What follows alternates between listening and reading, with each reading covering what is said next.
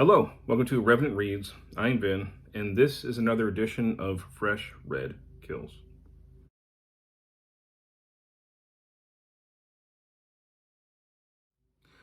So, Fresh Red Kills is where I discuss books that I have recently finished reading, and I've got a little pile here to talk about. The books that I've read so far this month in May, so for the first half of May. I began with a work of religious history, or history of religion, I should say. This is The Devil Wins, The History of Lying from the Garden of Eden to the Enlightenment by Dallas Denery. Again, I don't know if I'm entirely saying that right. This is from Princeton University Press. Now, I am reading this for two things. First, it is quarter two of Historathon, a reading event that I created, that I have amazing co-hosts going along with me, where we are looking at nonfiction history, reading it, talking about it, celebrating it for the year 2023. And we have split up the year into 4 quarters. Each quarter looks at a different period of history. So January, February, March, we looked at prehistory up to the year 500 CE or AD, whichever one you prefer. And now it's quarter two. So for these next 3 months, we are looking at 500 CE up to 1500. And this falls within that. I am also reading this for Maybe Midrash, I guess now defunct booktube event. It was an annual booktube event where you read books about religion, books that took religion seriously. And I am not a religious person at all. I did not read it for any kind of spiritual fulfillment. I look at it more from an academic, in an academic manner, as somebody who is fascinated by the phenomenon of religion within our species, but one who is also very much an outsider. And that will affect the way or the extent to which I enjoy something like this, and I'll get to that in a moment. So maybe Midrash was not announced this year, but for the month of May, I'm still reading books about religion. So what this author does is he looks at the concept of lying. Essentially, he looks at the question, is it ever okay to lie? I'm paraphrasing there. And then he looks at the way different people over time, from late antiquity up to the early modern era in Europe, the ways that they answered that question. And the first half, he looks at the way theologians answer that question, focusing especially on St. Augustine in the very beginning, but then going through theologians of the Middle Ages and then up into the early modern era. And the second half of the book looks more at the secular side. What do courtiers say to something like that answer that question? And also, how do women answer that question?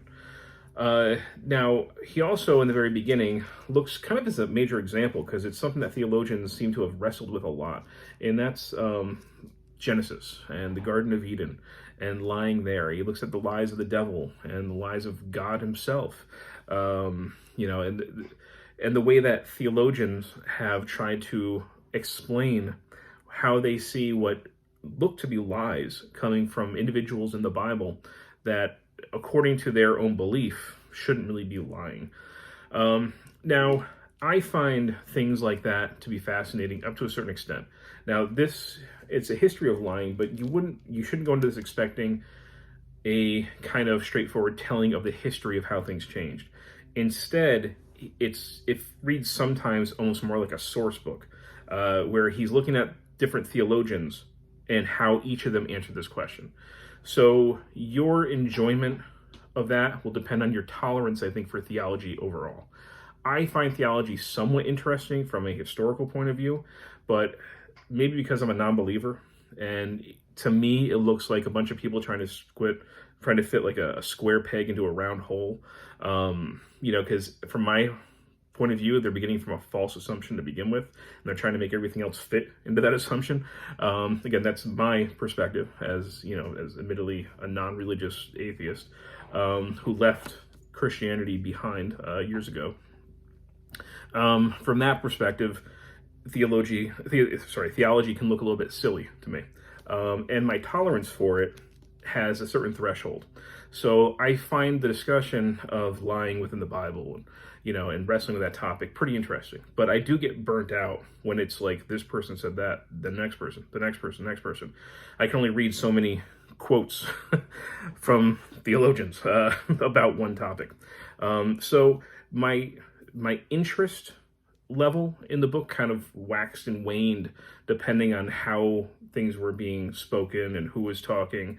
I did get more interested actually in the second half, where we go away from theology and we look more at the way, first of all, how life in court, in the royal court, in government throughout the Middle Ages, how that, necessitates lying, and how they, would end up seeing lying in more practical matters, and how lying became a way to survive. And of course, into the early modern era, lying becomes very accepted. So in some ways, he's tracing that belief from like St. Augustine that a lie is a sin is a lie. You should never lie in any circumstance, even if it's to save a life. You shouldn't lie. To people in the early modern era saying, we lie all the time. It's natural. Like basically chill out. It's not a big deal. Now, one of his contentions in here is that progression is not one from going from like black to white. He said it's gray all throughout. You had people of different opinions all throughout each era. So you don't want to oversimplify that narrative. But nevertheless, there is a trend that you can see. The last part of the book, what I think was most important, for me, not important, but engaging, and that's when we looked at the way women answered it. So we looked at Christine de Pizan, looked at, the way that men portrayed women as being habitual liars by nature. They can't be trusted. Then women's reactions to things like that. I thought that stuff was actually really fascinating. So I found the second half of the book more interesting than the first half, where we get a lot of theology. And again, I know that there are people, even within the Historathon event, that love theology, that read a lot of theology. They would probably eat this stuff up a lot more than me. My tolerance for it does have a certain limit, and I felt that limit getting buckled upon at certain times, especially in the first half, just because I was getting exhausted with something that, to me, sometimes felt a little bit silly. So, but overall, I would recommend it as long as you know what you're getting into. You're going to be reading a lot of quotes from people. It's more, like I said, like a source book than a general, like, actual history. So just, reader beware. But I'm glad that I read it. I found the overall topic very interesting. I also read this, which I never read as a young person. I remember being intrigued by it growing up. This is The Witch of Blackbird Pond by Elizabeth George Speare, originally published in 1958.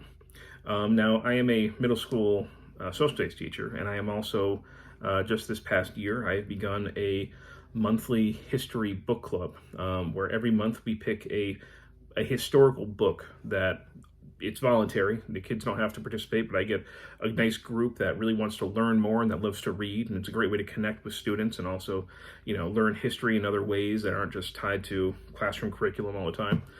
So it's extracurricular, but we've all had a lot of fun with it so far.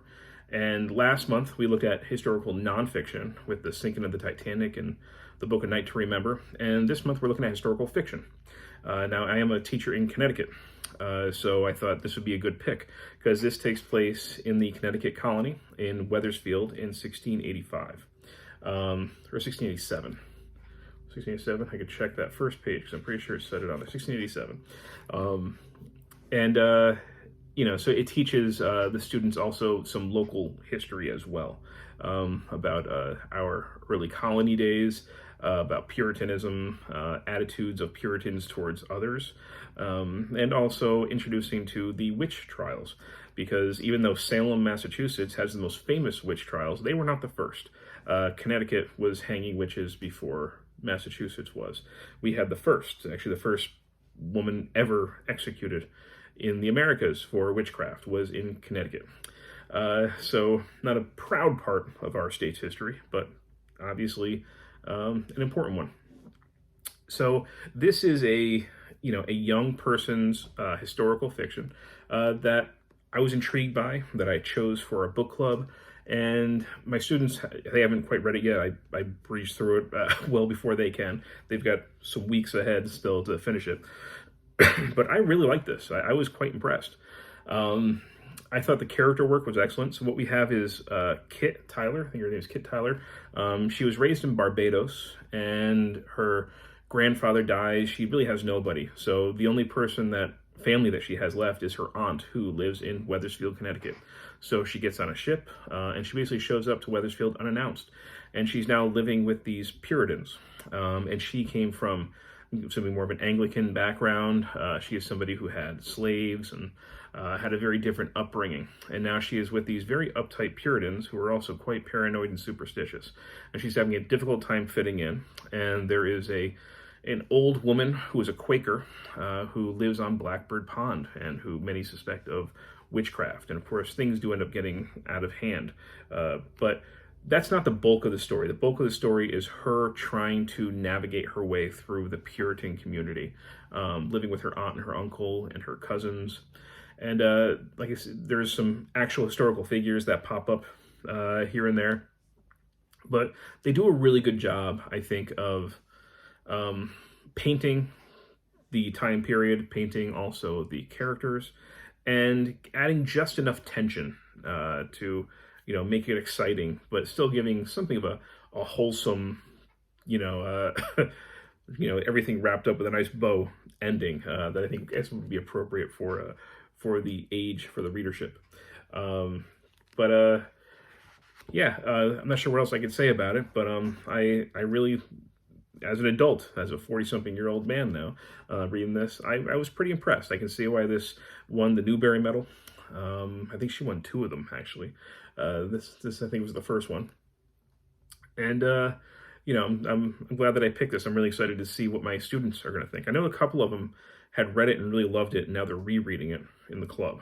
So that'll be fun to hear their thoughts on all of this. But yeah, I would, if you want to read young people's historical fiction and the time period seems interesting to you, I would definitely recommend it. I think it does do a good job of showing how quickly things can get out of hand with hysteria, and how the superstitions of the time can really get out of hand and become very endangering to others. Because they mentioned it very briefly in here, but Wethersfield did actually hang people for witchcraft. I think they hanged 2 women, and one of them was accused, and she ended up being banished, exiled from the Connecticut colony. So, it's no joke back then, obviously, when you're accused of something like that. And the last 2 things that I read earlier this month were these 2 big, these are like oversized graphic novels. And they're Night of the Living Dead. So obviously George Romero, he's the one that did the film Night of the Living Dead, and he did the Living Dead series. You've got, Dawn of the Dead, Day of the Dead, Land of the Dead, Dire of the Dead. And this is actually a French graphic novel reimagining of Night of the Living Dead. There are some similarities to the original film from 1968, but there aren't that many. It feels way more like The Walking Dead than it does Night of the Living Dead. This is really basically Night of the Living. It's basically The Walking Dead. So it was originally in French, translated now into English. Giant size. The art is pretty good for this. I did like the art here. The story itself is pretty simple. Just like in Night of the Living Dead, we have a brother and sister who are taking a drive to go visit the grave of one of their parents, and then they stumble across some undead inside the cemetery. But really, that's the only similarity to the novel. It's not Barbara. We don't have Ben in here. An awesome protagonist from the original film. And this story is a little bit overly simple. It continues in the second volume here, which is a little bit better, I'd say. We get a little bit more. People being eaten. That's always fun. We get a little bit more plot progression. Get to know some of the characters a little bit more. But again, it feels very much like The Walking Dead. So if you've read The Walking Dead, you've already basically been through this, and I think in a little bit of a better way than what this does. I'm glad that I read these. They were very quick to read. It's cool for the artwork. I'll keep them around for now. When my son is old enough to have more gore in his comic books without my wife like freaking out, I'll probably just pass these on to him and he'll really like them. But I wouldn't say go out of your way for them.